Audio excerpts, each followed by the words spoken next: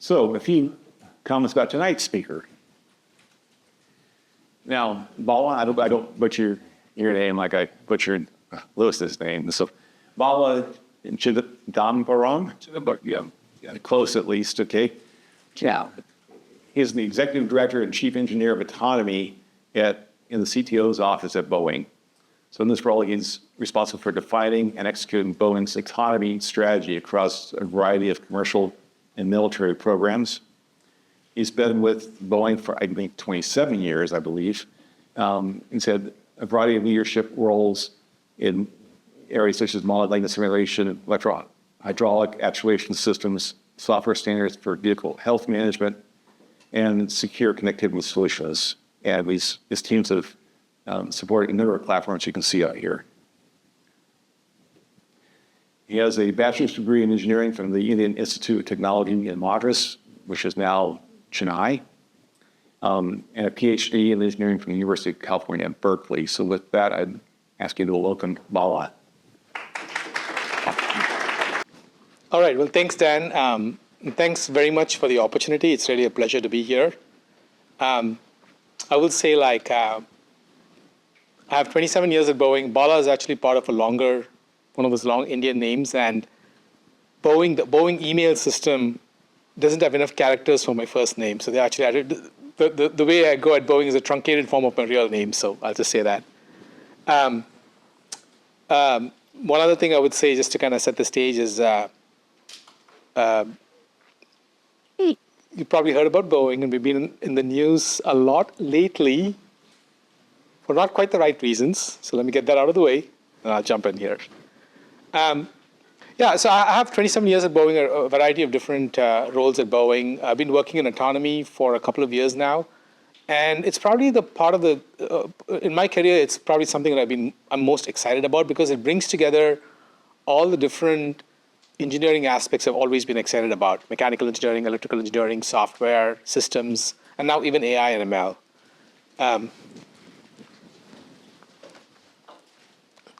So I'm going to start off with a little bit of kind of like a high-level definition and some context for autonomy. We're all familiar with the excitement, what's going on in the auto industry in autonomy, but there's a lot going on in aerospace as well, both on the commercial and military side. So I wanted to give you a little bit of like what's the overall landscape in autonomy, and then maybe a little bit more specifically what areas that Boeing is doing in autonomy. And then I was going to look at some of the hard problems. One of the real hard problems is how do you make sure the two airplanes that are flying in the sky don't run into each other?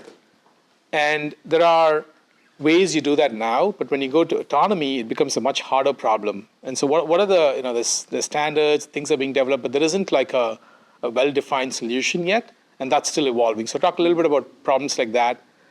Another problem is like, when it comes to commercial airplane safety, it's super safe, and then there is a pilot that takes care and makes sure that anything that slips through the layers of safety can be addressed by him. And now you don't have a pilot. So you have a machine that's got to make decisions to figure out what to do when you have a contingency. So that's another one. The third one is the verification and validation of these systems. Before anything flies, there's the FAA, I was at dinner with several of you folks, and we were talking about the regulatory environment and what you have to do to convince the FAA that it's safe to fly. And it's a high bar. It should be a high bar. How do you kind of prove that your system is safe? And if you start adding AI ML to the mix, it becomes an even harder problem, because there isn't a way to actually certify or verify and validate your AI ML system. So talk about some of the hard problems. And then towards an autonomous future, I mean, there is probably 36 companies right now in the urban air mobility market, which is basically an electrical vertical takeoff and landing vehicle that can pick you up at a vertiport near your home and take you like 40 or 50 miles to your destination, beating the 405. And I mean, it's there. I mean, there's a reality index. So there's a lot of excitement and venture capital and activity, and I'll give you a little bit of that. And then similarly on the military side, what the US government is doing to engage or counteract some of the threats that are arising. in terms of unmanned drones, but autonomous unmanned drones. So I'll kind of conclude with some of the I think the next 5 years are going to be super exciting in the world of autonomy. The other thing I would say is the auto industry has been looking at it for a while, and every time it seems like, there's something else we got to do. We're not quite there yet. I was in San Francisco recently, and we were on, the Waymo cars running around in San Francisco, and of course, scaling that to a different environment has some challenges, but it's there now. And in a sense, for aerospace, it's an easier problem because it's so well regulated. You have your routes are planned. You know exactly who's going to do what most of the times. So it's a much easier problem from a environment standpoint and regulatory standpoint. But the problem is you can't pull over to the side of the road if something goes wrong. So that and some of the regulatory bars that you have to meet to get to an autonomous solution is much higher. But technically, I think in some ways it's an easier problem because you don't have this complex environment you're trying to deal with. I just don't want to get into definitions too much. Everybody has a different definition, and at Boeing we spend a lot of time that phrase isn't quite the right phrase, and let's not go over definitions. But still, I think it's useful to say vehicles performing tasks with humans in domains that are sufficiently unstructured, uncertain, or complex. So it's not purely about automation. You need something that can perceive the environment, make decisions that are not programmed in based on what it perceives in the environment, and then go off and do your control actions on that. So this is kind of like the big picture landscape. If you look at autonomy in airspace, you can think about it in two broad categories. One is vehicle autonomy, which is how do you actually fly the vehicle? And the other is mission autonomy, which is what do you do in terms of enabling a defense mission? You could have a counter-air or an air-to-air combat. How do you enable those missions? So that's kind of like a high level, the way we think about autonomy. And then if you take one click down from there, aviate, navigate, and communicate. That's what a pilot does. He flies the vehicle, he figures out where he or she is, and then he communicates with the other users in the airspace to ensure safety. And then if you come on the mission side of things, you do a little bit more. You have to fly the vehicle, of course, but then you find your adversary. You find and fix, you find the location of that person. Then you track over time, and once you have a reliable track, then you target, you engage, and then you assess the damage. So it's kind of like a longer kill chain cycle. A lot of autonomy that you see going on in the DoD now is really, that's called the kill chain. How do you accelerate elements of the kill chain? That's a lot of what's going on in on the military side. So then you go into specific examples, and all of this is literally activity. Some of them are older platforms, but a lot of this is very recent developments in terms of, I'm trying to give you what's going on right now in autonomy on the commercial as well as the mission autonomy side. So when you look at the left-hand side, it doesn't come across that clearly, but you can kind of think of three broad categories. One is things like Skydio. These are the small drones. You can use it to do inspection tasks or some low-level surveillance task. Boeing has a platform called WISC. This is kind of the next level. Boeing's got a platform called WISC, which is an autonomous vehicle, passenger air vehicle. I talked to you about this earlier, but it's got short range. It can take you from here to, say, the airport, for instance, right, autonomously. And the plan is entry into service is 2028, 2029. There's definitely a plan to use it at the next Olympics, but even before that. So that's another vehicle that we're working on. You've probably heard about Zipline. Zipline is something that delivers in Africa, services like medical supplies, blood and so on, right? So that's on right now. There is actually, somebody was asking me this, there's actually about 40 or 50 companies in the second category of urban air mobility right now. If you go and Google, I think it's called UAM Reality Index, they list out all the companies that are working in this area and which companies they think that are going to make it. And most of them are these electrical vertical takeoff and landing. A small subset of them, probably about 4 or 5, are actually planning to do it autonomously. But you can say that the other ones are eventually going to go autonomous because that's kind of where the economics make sense. So Joby is another company that is building a product, and they're going through. I talked about the FAA certification and the challenges, but they've been able to navigate some of that. And they actually recently acquired another company that called X-Wing. Like I said before, they were not initially doing the autonomous route, but they're trying to get into technology that makes it autonomous. So that's another one. EHang is another autonomous vehicle based in China. And there's a bunch of smaller companies, like Reliable Robotics, for example, is having a stated target to deliver an autonomous, to carry freight autonomously for UPS and FedEx, right? So I think it's UPS, but they have a path to do that in the next few years. And then like the second category, and the third category is like the bigger vehicles, right? So Boeing actually has an autonomy demonstrator. I'll talk to you about it a little bit later. But Airbus on the big aircraft has an autonomous taxi takeoff and landing demonstrator they did a few years ago. So there's a lot of activity across the space. Most of the activity is really in like the center, like a caravan kind of Cessna Caravan kind of vehicle, like taking that vehicle and adding autonomous capabilities to it. But there's also thought that's starting to put it's really hard when you go to a big commercial airplane. And right now, it's really the focus is more on using autonomy, enhanced automation to reduce the workload for the pilot. So that's really at least for Boeing, that's the emphasis. Military side, it's wild. There's just a whole bunch of things going on the military side. Again, you can broadly think of like three categories. If you look at the top left, the AeroVironment Switchblade.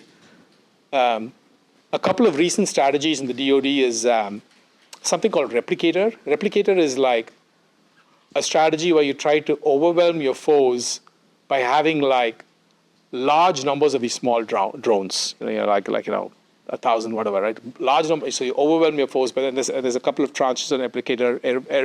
AeroVironment has that with the Switchblade.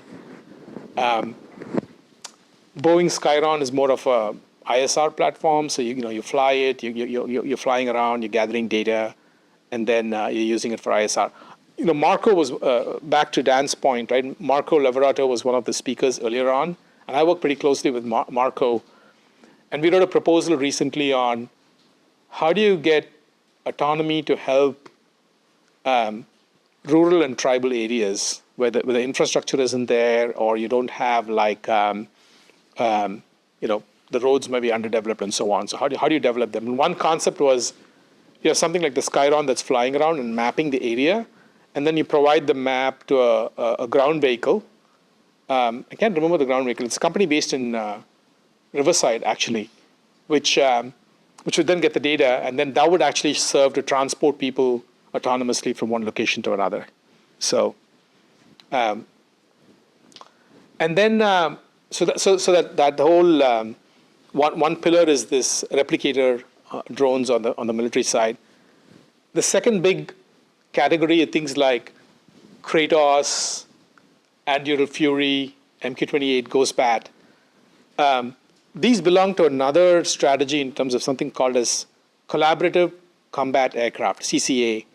And the thought here is like you have a fighter pilot, potentially, and you want to provide, we call it a loyal wingman for the MQ-28, but a loyal wingman, another autonomous vehicle that can provide services to this pilot. So for example, Dan and I were talking, I was talking to somebody else about this today. It was just, you're going on a mission, the pilot's like, I don't want to go into that area because I first want to take out a radar or some station there, right?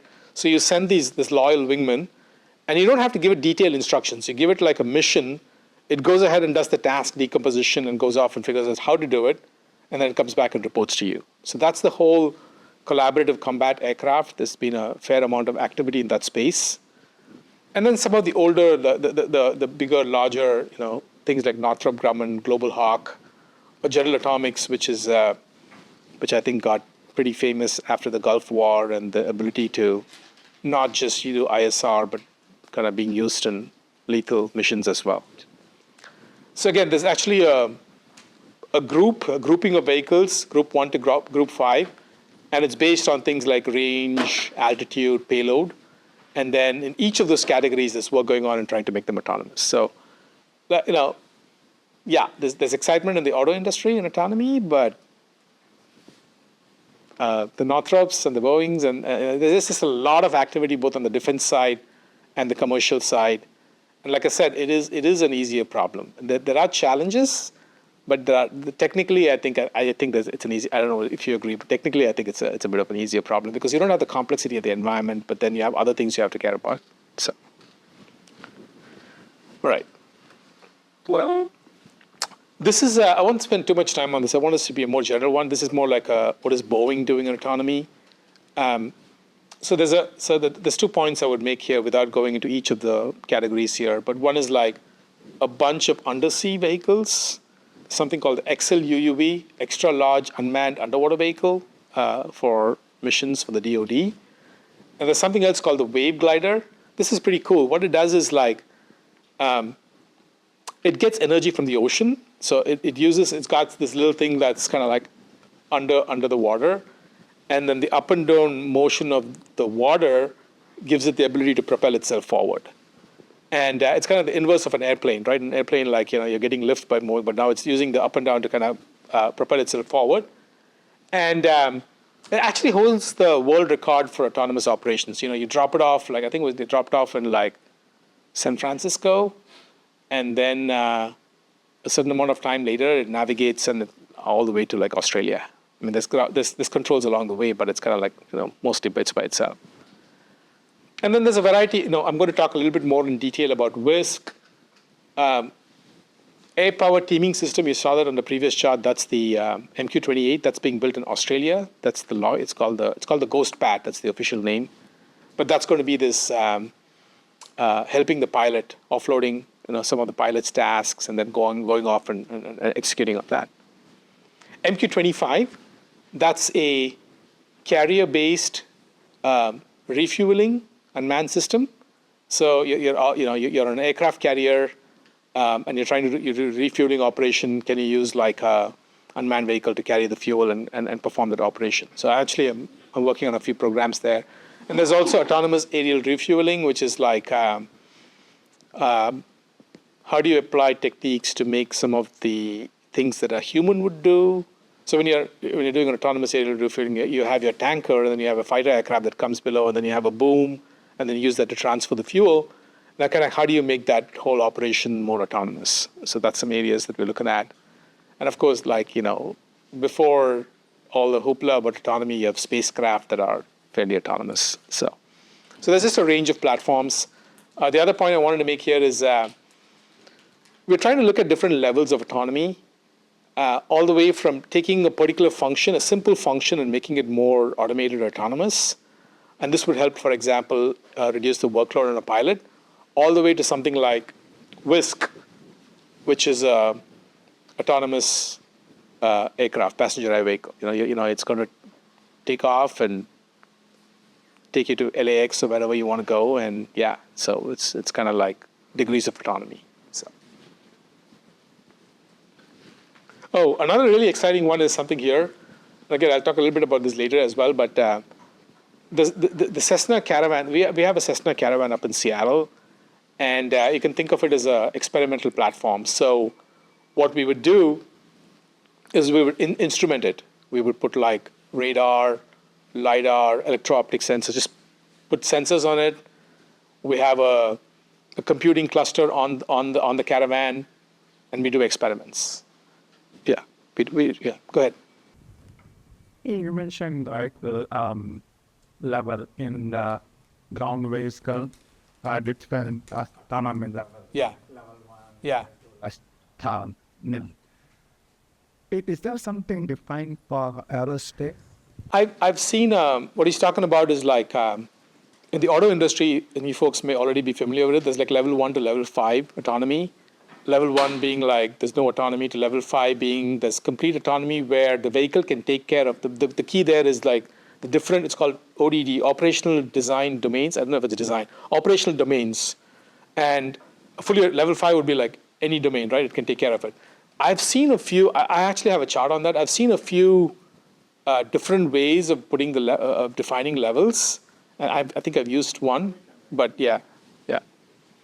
So this that's pretty cool, right? I mean, I actually was recently on a mission in Glasgow. It turns out Boeing owns an airport in Glasgow, Montana, and you can fly without all the constraints you have about flying freely. And we were trying out these experiments where the Cessna Caravan is coming into land, and we want to use a system which tells you if there's something on the runway that can cause it to kind of fly again, that causes it to not land. And so we were like in these little vehicles driving on the tarmac, and like this is coming to land, and it senses us and says, "Oh, we can't land," and then it takes off again. So a lot of experimentation that we use the Caravan surrogate for. So, sure. All right. So why do we do all this? I mean, eventually it comes down to things like safety. One of the real important things here is like, as our planes get more complex, how do you reduce the workload on the pilot? These are things you could offload, and that's kind of why like increasing degrees of autonomy can come in and useful. The other is mission expansion. If you remove a pilot from a fighter plane, there's a lot more things that plane can do. G-forces, lots of different things it can do, right? So you expand the mission. Efficiency and performance, one of the really important aspects of it is like tying it to sustainability, right? Can you kind of pick the optimal trajectory to save fuel? And if you can do that, how can autonomy help you do that? And then in general, like generally increased capabilities. These are just some examples. I won't hit all of them, but I'll hit up maybe a couple. Future flight deck. This is like on the big. Remember, I told you like there's different categories on the vehicle autonomy side. On the large commercial airplane, it's not so much as making them autonomy, but having an advanced flight deck that's going to make it simpler for the pilots. There are probably some functions that the vehicle can do by itself in terms of helping the pilots. Urban air mobility, that's the big one.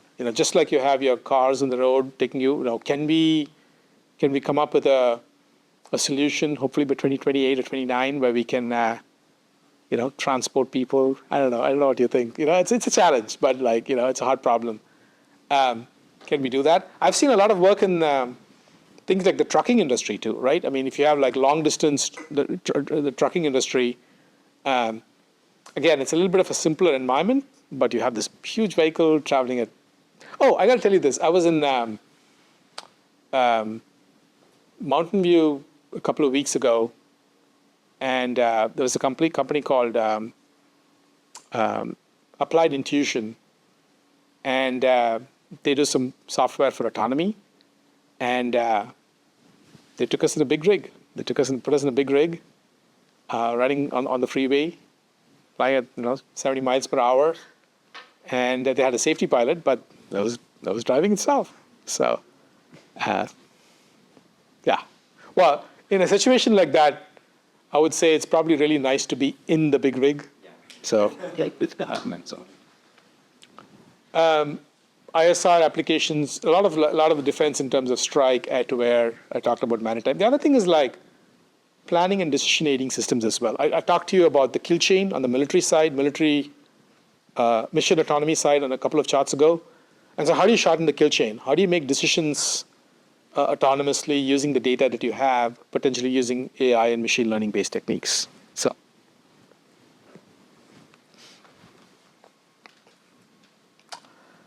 I don't like definitions, and I also don't like taxonomies. We do a lot of taxonomies at Boeing. Anytime we have like new leadership, it's like, let's do a taxonomy. Let's define and structure ourselves up. And it's like, I don't want to get into taxonomies, but I will say this, like at a high level, we've identified about a dozen capabilities that we see as hard problems in autonomy.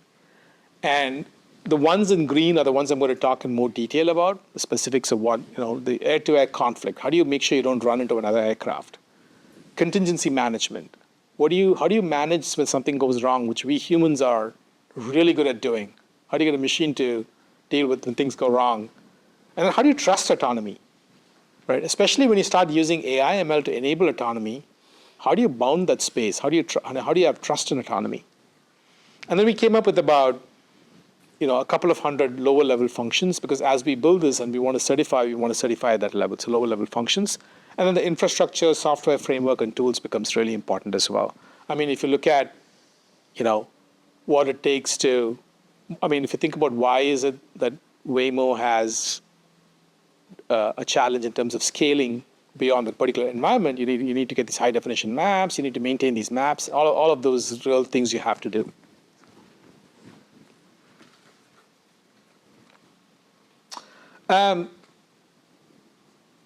I like learning stuff. I always go to school, and my kids make fun of me. I'm telling somebody I'm just getting ready to start a course next week actually on autonomy, uncertainty. It's called decision making under uncertainty, and it's taught by the guy who, not to digress, but I get excited about this stuff.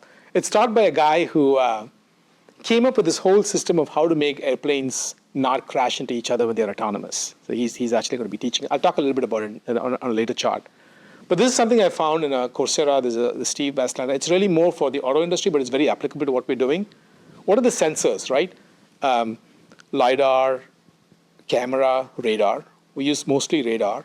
Radar is a challenge. I mean, when you have the performance you require for like urban air mobility, for instance, when you're traveling at like potentially 1,000 feet, and you want to have, there's actually standards which define how your radar needs to perform. There's something, you folks are probably familiar with something called the RTCA, Radio Telecommunications Association, I think.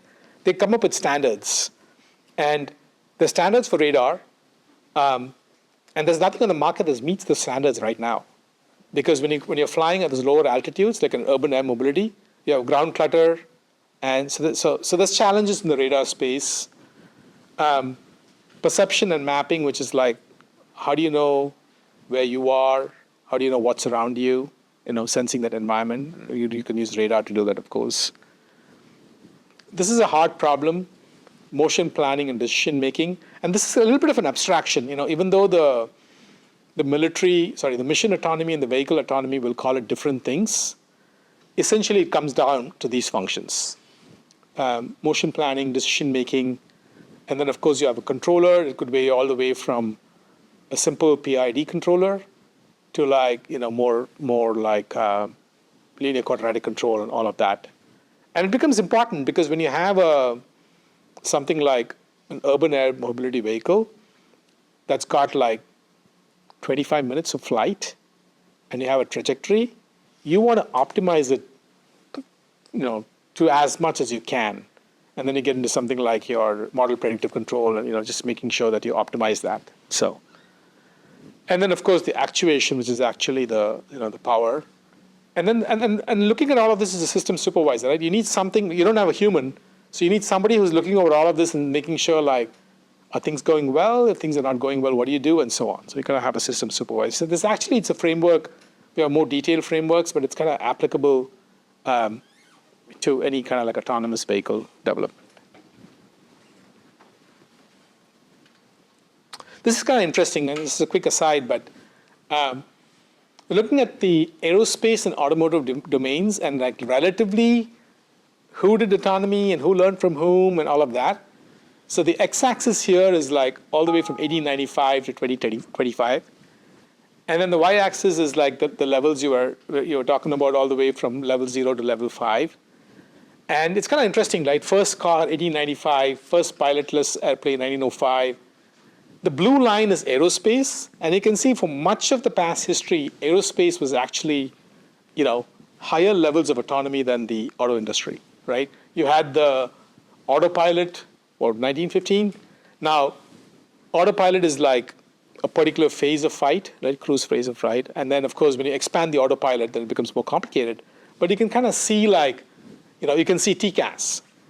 TCAS is traffic collision avoidance system. It's what allows two commercial airplanes to not run into each other. They have transponders. It's called cooperative surveillance. They have transponders, and they exchange information of where they are. And then if they're going to be colliding, there's kind of like a command through the system tells the pilot pull up or pull down. So that's TCAS. So that was done some time ago, and that's actually the basis of, and I'll talk about this a little bit later. That's the basis of how you do airborne collision avoidance for unmanned systems now. So it's called ACAS, and I'll talk about that in a bit. Airbus fly-by-wire. And then the auto industry was cruising along, and they did some cruise control back, I don't know when.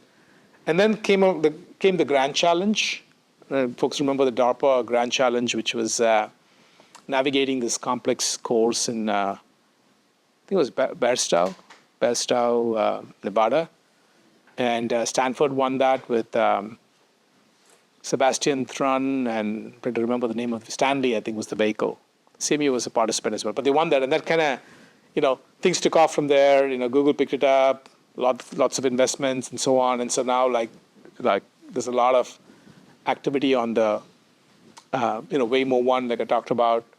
And now Boeing's like, the aerospace industry overall is going to urban air mobility. So it's kind of like a good timeline of how things evolved.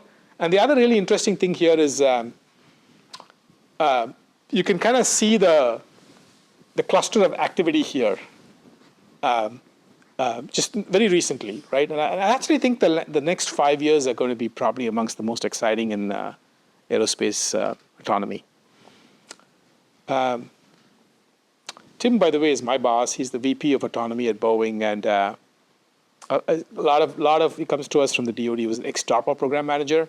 A lot of very deep knowledge of what is going on in the industry on the defense side. So,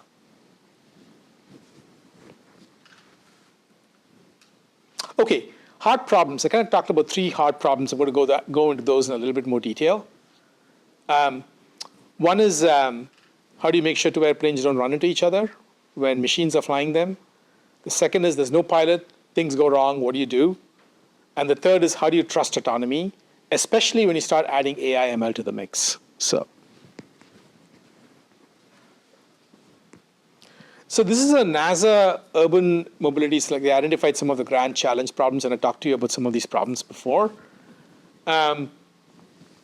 Communication, navigation, surveillance, contingencies. What happens if you lose your radio link? What happens if you use a nav sensor, and so on? And then air-to-air conflict management. I'm going to talk about those 2, but there's several others, right? There's noise evaluation and response. It's kind of like an interesting aside. Especially in Irvine, right? You have like, you can't fly in after 10 o'clock or something, right? That's all noise related, right? But navigation has gotten so precise with something called RNP, required navigation performance, that flights literally go over the same point on the ground every day. And part of like some of the research that's going in is like, how do we throw a little noise into the mix so it's not going over the same house every time, right? So it's just a quick, interesting aside. Yeah, and then urban air mobility, right? So what happens if you have I told you like the vision is you go out, you get a buddy port, you go to a local buddy port, you take off from there in this vehicle, 30 minutes, 20 minutes later you're at a destination. What happens if you lose GPS? How do you navigate around the buddy port? There's some challenges there as well. But I'm going to kind of hit upon air-to-air and comm navigation surveillance. We'll try to pick up the pace here as well. So this is the problem, right? How do you enable unmanned systems and autonomous aircraft to detect obstacles and avoid collisions by taking appropriate actions? And the way it works now is there's kind of 2 pieces to it. One is strategic surveillance, which is like air traffic telling you, hey, this is your path, you have somebody else that's at this distance, you might want to watch this. It's all planned, right? And then the next layer of defense is tactical surveillance, which is how does the system, the airplane, figure out that it's going to run into something else, and then alert the pilot and then tell the pilot to pull up. And when you tell one pilot to pull up, the other pilot pulls down, right? So you need to kind of do that coordination. So in that second context of tactical surveillance, there's kind of like, again, some layers. This is called a near midair collision volume. I mean, if you're in that volume, it's bad, and you've got to take immediate action. There's another volume, this time defined by time, which is called the well clear volume, which is like you're safe. You don't want to breach the well clear volume. So it's kind of like a level of defense. And then further down in time horizon, if it's greater than 90 seconds, this is where I told you about the strategic surveillance, right? Where the air traffic control is telling you like, hey, you might be heading for trouble. You might want to do something about it. And this system is also called detect and avoid, and we're looking at how do you do this detect and avoid? How do you make sure you don't breach this well clear volume, and how do you absolutely make sure you don't get into that collision volume? So that's kind of like the big picture. This is the evolution of how airplanes avoid running into each other. If you fly on a commercial airplane now, TCAS-2, there's something called traffic collision avoidance system, which is like the airplanes have transponders and they have transponders and they exchange messages. And if you know that you're going to be on a course that you're going to hit each other, then the TCAS gives a warning to the pilot saying, hey, you pull up, you pull down, and it's coordinated, right? So you have a handshake to make sure they don't run into each other. 2018, something called ACAS, Airborne Collision Avoidance System, which is next generation of TCAS. TCAS is a rule-based system. And what ACAS did is like, let's actually model this. And you might have a situation where you tell the pilot to go up, but he or she may decide to go down instead by accident. So it takes into account all of these different uncertainties in terms of your state uncertainty, decision uncertainty, all of that, and then tells you what the optimal decision should be. That's the essence of ACAS. There's about a 2,000-page RTCA standard on the algorithms that details the algorithms, but that's the essence of it. It's kind of like it's trying to take into account all these uncertainties and then giving you probabilistically what your best course of action is. This is, by the way, this was what was developed by Dr. Kochendorfer. He was at MIT Lincoln Labs, he and his team. And then he moved to Stanford, and then he's the guy who's like I told you about the course that if any of you want to go off and learn more about TCAS or decision-making under uncertainty, it's great. I think it's a great guy to learn from. And then they took that and said, like, okay, now let's apply it to unmanned systems. So the ACAS XA became ACAS XU, which is unmanned vehicles. And then they said, let's apply it to small unmanned vehicles. That's ACAS SXU. And these are all standards that are evolving. I think 2018 was when I think ACAS XU came out. And then like what we care about right now is like if you're on the top right, if you're on a rotorcraft, right? If you're on a vertical takeoff and lifting in an urban air mobility area, what's the algorithm? There's actually something called ACAS XR. It's not been defined yet. They're in the process of defining it. And so this is kind of like the big picture landscape. This is all the algorithm is going to go into a box. The box is going to be on the avionics of your plane, and then it's going to tell the flight management system what to do. So this is like down in the weeds. Probably, let's see, how am I doing on time? Was it, I'm fine? Okay. This is a little bit down in the weeds. This is kind of like when you do an analysis on this, you need to do a closed loop analysis. So this is kind of like your sensor measurements, right? This could be like, in the case of unmanned systems, this would be radar basically. And I told you earlier on, there are some challenges in the radar we're trying to work our way through. Then you have a probabilistic dynamic model. This is when you say like, you tell the pilot to go up and he does something else, right? So there's dynamics there, including the model itself. The sensors themselves are noisy, so your probabilistic sensor models. So essentially you come up with kind of like you can estimate the state, but you have like a state distribution.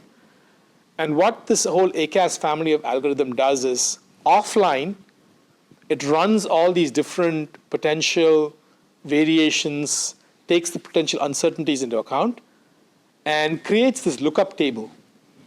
And all this lookup table does is like, if you are in this state, this is the action you have to take. And so the lookup table is loaded onto the airplane, and then the airplane makes its own decisions based on this lookup table. So that's kind of like this left-hand side. And then, in the case of a human, you would give a resolutionary advisory, which is like telling the pilot to do something. But in the case of an unmanned system, it's going to autonomously take that action. So this is kind of like the big picture. The left is the big picture closed loop analysis on how this works.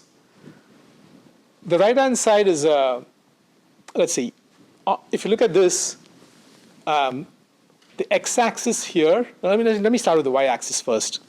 The red box is relative altitude. So if I have a flight that's coming in that line of the red blocks, and there's another flight coming in towards you, you're going to collide. So that the red is like 0 relative altitude. You are in a collision course.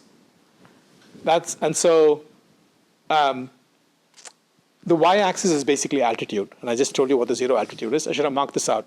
The x-axis is just space and time.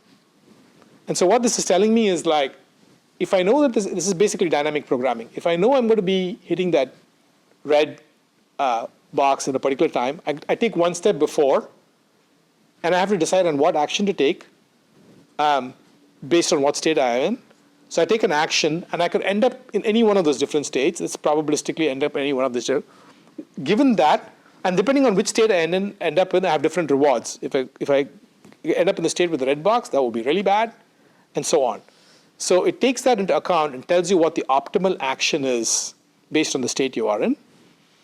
And then you can back away from that, right? So on the right-hand side is like those arrows tell you go up or go down.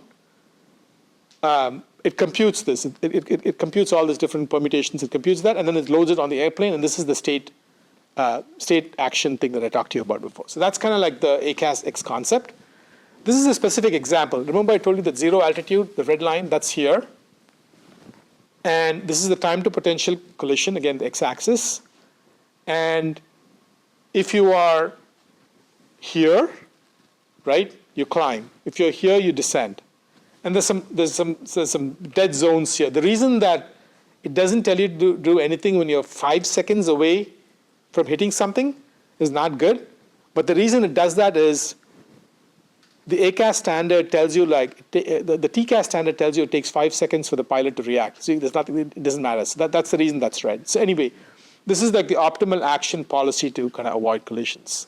So the nice part in all of this to me is like, you take like something like, it's called a partially observable Markov decision process. You take something like that, you codify it, you validate it, it becomes the basis on which airplanes avoid collisions, and you extend it to unmanned system. I think it's just a great story in terms of that path. So.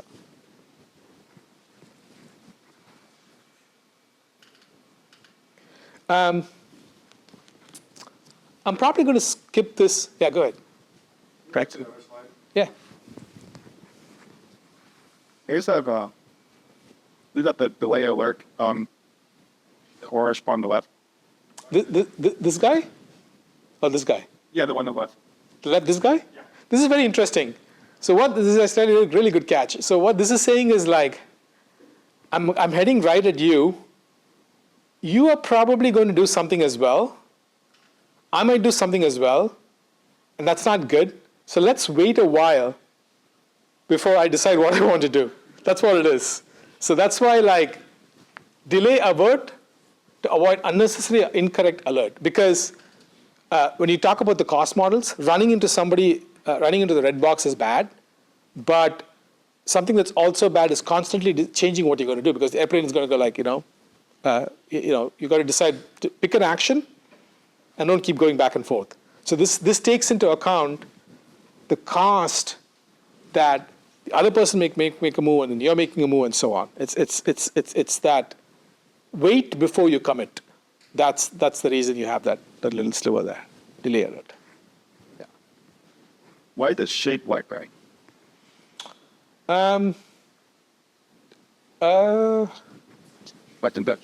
Why does it go down here?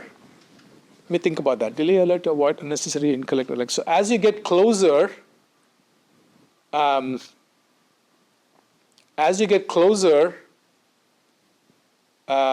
your altitude becomes less, right? Let me pick a couple of points, right? That'll maybe help answer this. So you're here. Rather.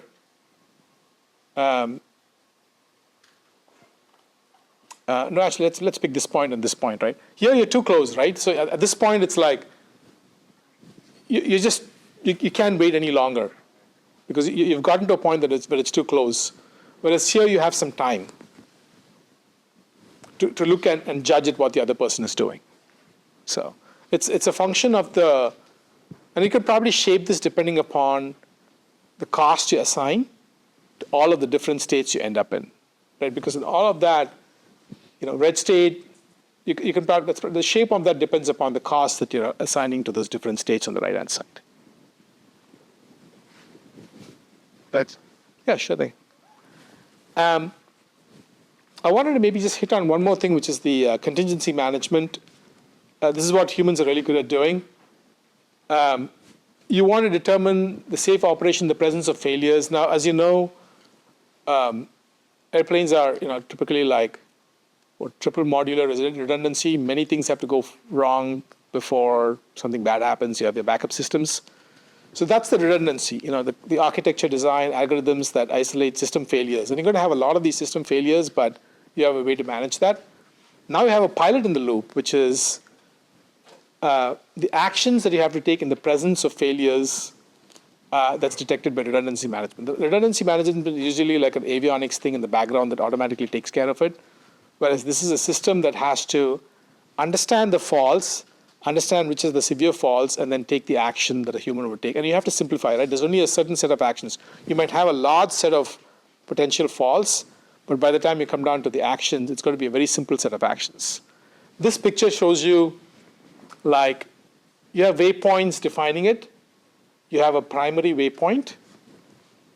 And what at some point you realize that you need to do an emergency landing. That's the red line here. Or what at some point you lose your communication links. That's the orange line here. So anytime you have an autonomous vehicle, at every point in the trajectory, you're trying to make sure that you have a contingency plan. And that's what the contingency management about is. So you want to make sure you're either landing right away or finding the nearest safe landing site and so on. So.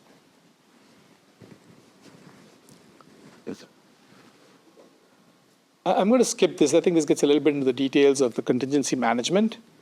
I wanted to talk a little bit about the AI ML piece. In the auto industry, you use AI ML a lot for autonomy, right? The machine learning. If you look at Tesla, he pretty much uses cameras and then applies your CNNs and all your neural network, your deep learning to your cameras for object detection and so on. In aerospace, it's not that simple because there isn't a path for certification. I'll talk a little bit about certification as well. There isn't a path to certification if you use an AI ML. So if you look at, remember there was that vehicle autonomy and mission autonomy. If you're doing vehicle autonomy, we don't go to AI ML. At least we don't, because there's no path to certification. They're working on it. There's some techniques on it, but there's no path to certification. Mission autonomy, yes. So this is more as I said vehicle and mission, but it's really more across mission autonomy. And then again, at the top is aviate, navigate, communicate. And then for the vehicle side and the mission side, find, fix, track, target, engage, and assess. So there's really a good book. I would recommend this if you're interested. It was just published this year. It's called AI for Defense and Intelligence. And it kind of lays out the landscape of how AI and ML is being applied and will be applied. The DoD has been working on this for some time, for some years. So for perception, again, object detection, object identification, tracking, understanding the scene, and so on. There's a bunch of functions. You probably heard about Maven from Google engineers saying they didn't want to work on Maven. There was a kind of like an outcry some years ago about that.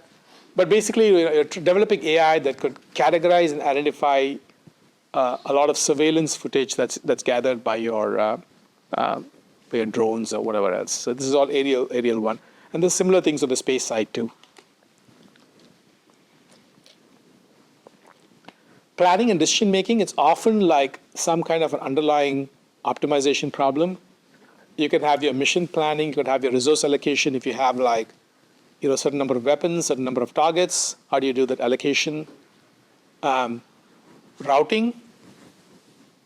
is an important problem. Your standard A star, D star, and then dynamic routing too. Like your vehicle is flying, and then something happens. It needs to resolve an optimization problem to figure out what the right route is. I told you earlier about swarm intelligence. That when I talked to you about the replicator program and the kind of like two big initiatives in terms of replicator for small drones and collaborative combat aircraft. Logistics. But there's programs, right? There's a DARPA program that focuses on collaborative, satellites, identifying how they can distribute tasks and perform tasks amongst themselves in terms of providing data. And then, of course, on the control side as well, a lot of the reinforcement learning, you've probably seen how like optimal control and reinforcement learning are kind of like different sides of the same coin. And there was a series of you've heard of AlphaGo. There was also DARPA programs, Alpha Dogfight. There's some new programs now as well in terms of teams compete in simulated air-to-air combat engagements, and then there's a human pilot against themselves and against a human pilot who's running one of these aircraft in simulations.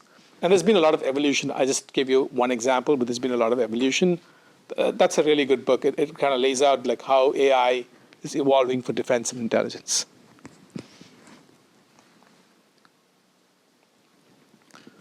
Then the other question is like, when we apply AI ML, tacking on to the last chart, how do you make sure that it's robust? And so, one of the problems in AI is like something called distribution shifts, which is like you're training, it's a probabilistic model, you're training a certain set of data, and then in the real world, you have a different set of data. And you're assuming it comes from the same distribution, but there's subtle changes in how that data is generated, and that's going to fool your AI system.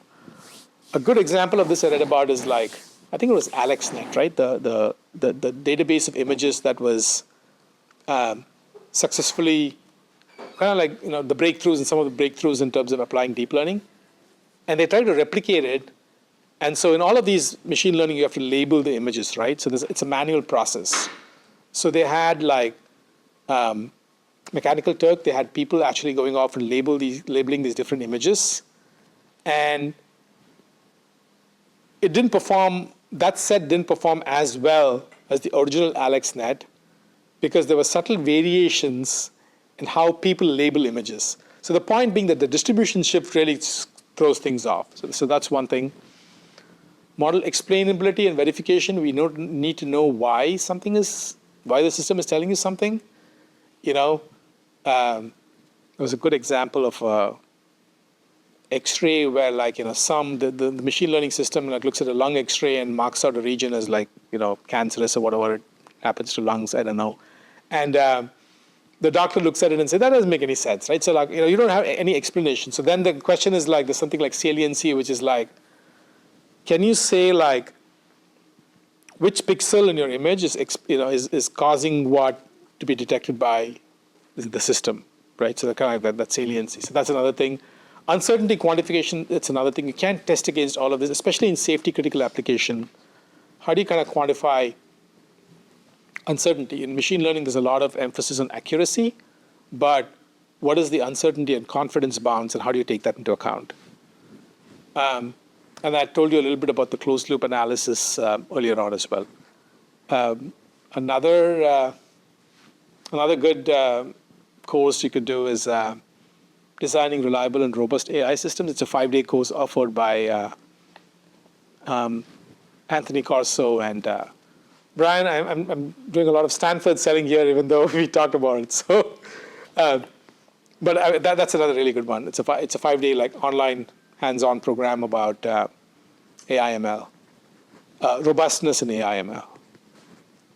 So we're actually applying a lot of this. Earlier on, I told you about the Cessna Caravan autonomy demonstrator. So these are some of the things we're looking at.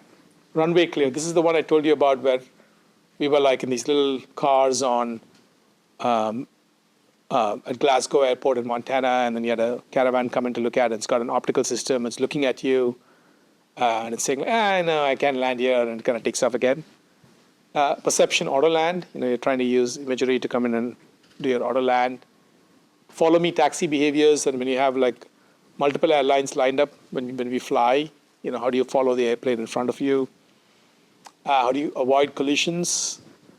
And there's also interesting stuff in terms of mid-air collision avoidance. I mean, we use like ACAS X, which is like the RTCA standard to do that.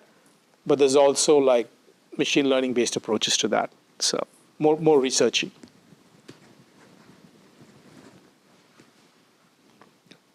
This is just a DARPA program. This was an interesting problem. I won't get into the details, but this is called the DARPA Assured Autonomy Program, and the intent was to come up with a bunch of techniques to prove your AI system works robustly. And the particular scenario was you're flying in the Cessna Caravan, and you have your ACAS X, right, to tell you when there's a collision, because there's human pilots in all of this.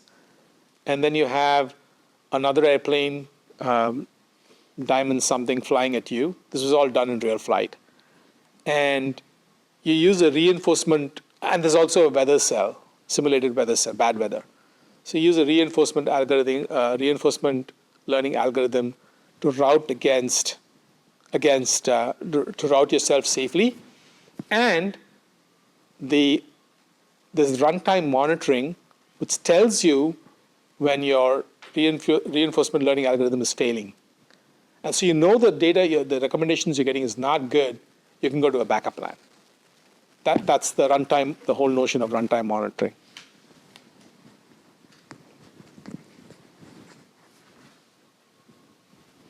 Finally, I'm kind of wrapping up here. This is the Whisk aircraft I was telling you about that Boeing is developing with Whisk. It's a 4-seater, 50 feet wingspan. Range is about 90 miles.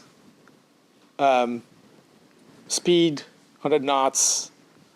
And it's short duration, right? It's going to take you like 25, 30 minutes flight.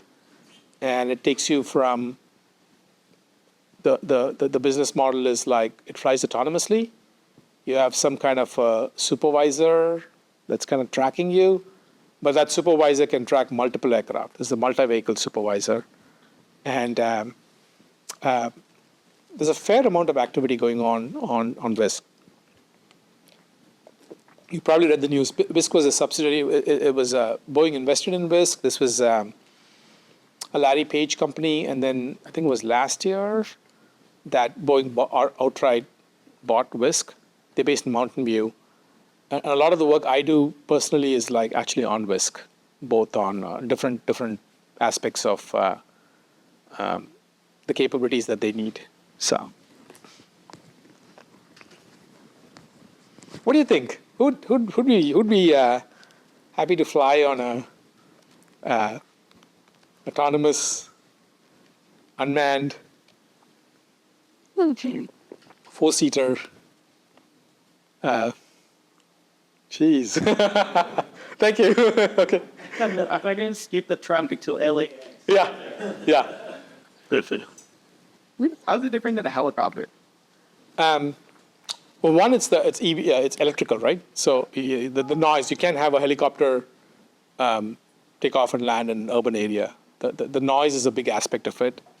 The other is like, obviously when you go to electric, there's efficiencies, right? So it's much more efficient in terms of operational costs and so on. The third is like, we think it should be autonomous. So, you can, of course, it's much harder to go and take a helicopter. And they've done some of that as well. So to make it autonomous. So, Paul, is this your last chart? One more chart. Oh, okay, sorry. Yeah, go ahead. Yeah. I think it has a vertical lift, right? I mean, Yeah, it's eVTOL. So the whole idea here is like vertical lift, and then once you get the lift, then you tilt your propellers, and then you're going forward. I think Joby is also doing this. Joby is doing this very similar, but Joby is not doing autonomous initially, but they acquired X-Wing, which means the path is towards autonomy. So. Okay. Yeah, I think maybe having people drive on the 405 for a little bit is good motivation to say like, maybe we'll try this. I'm going to skip that. I'm going to skip some of this stuff. This is my last chart. I just want to kind of lay the groundwork for certification, understanding like a high level what certification is. You want to make sure you meet the regulatory requirements. The FAA has these federal aviation regulations. It's different parts. It addresses like the aircraft and parts of the aircraft. Urban air mobility doesn't fit neatly into any of these parts. So they've actually defined a new, like I think it's part 21.17. And then one click down, besides certifying the vehicle, is certifying different avionics on the vehicle. It's not assurance of different avionics in the vehicle, and that's called a TSO. And this is where, like, remember earlier on I told you about the RTCA standards for DAA. So the path to collision avoidance, there's an RTCA standard, I think RTCA DO 360, did I call it out here? Yeah, 365B. Which is a standard, so you build your avionics to that standard, and then you have a path to including it in your certification.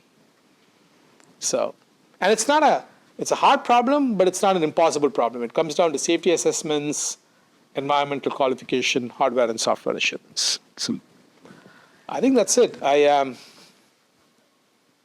just stop with the chart I started off with in terms of being a really exciting time to be working, and I think next 5 years are going to be fairly incredible in terms of what's going to happen in autonomy. Well, thank you, Bala. Thank you.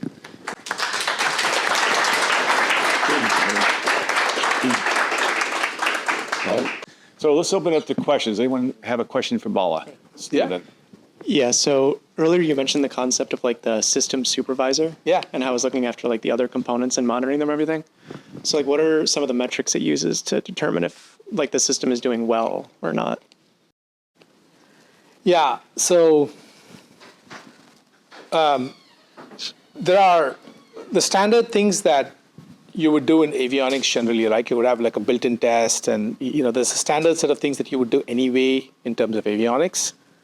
When it comes to autonomy itself, what would happen is you have what are called like MOPs for different avionics, your measures of operational performance, and these are defined. The RTCA standards is going to tell you, like, your radar is going to be able to detect this at this range with this level of clutter and so on. So it's actually all called out in detail, and then your system is basically it will be a simple system which is basically going to check do some kind of thresholding checks on. Is your system meeting besides the low-level built-in test and all of that, is your system kind of meeting your operational performance needs? And if it doesn't, then it declares a fault, and then you get into the contingency mode where you say, like, now what do you do that you have a fault? Thank you. Of course. So you mentioned Waymo a couple times. Several weeks ago, they had a little emergent behavior problem with their little taxis. What would you do to kind of avoid that type of emergent behavior? Yeah, I mean, the way as I understand Waymo, Tesla, all of these guys do it is, and they're really good, but the way I understand they do it is like, so the problem here is really like the long tail, right? There's some event that's going to happen that you didn't foresee, in this case, like some emergent behavior. How do you detect that long tail, right? And the couple of approaches I've seen is like, one is obviously like throwing more resources and gathering the data and throwing more resources in terms of simulation, right? So they have like 1 billion miles of simulation and so on. So that's one. The other is to kind of actually, I've seen some work in this area. I'm not very deep in it, but I've seen some area in terms of trying to set up an optimization problem to find out what those corner cases are, which is a more structured approach as opposed to just simulating and figuring it out. There's, I'm trying to remember, there's, in fact, yesterday at, there was a professor at CMU which was like, throwing a bunch of like, how do we learn things, right? We're given an experience, we're given variations of those experiences, and that's how we learn. And so trying to model that in terms of getting data sets that the system can learn from, and just being like intelligent in terms of these one-off events or these emergent behaviors that you, and then of course they have a any change they make, their regression, they test it against all the previous cases as well. So, Thank you. yeah. I think maybe I might have missed what you said on this, but my question is around verification and validation. Yeah.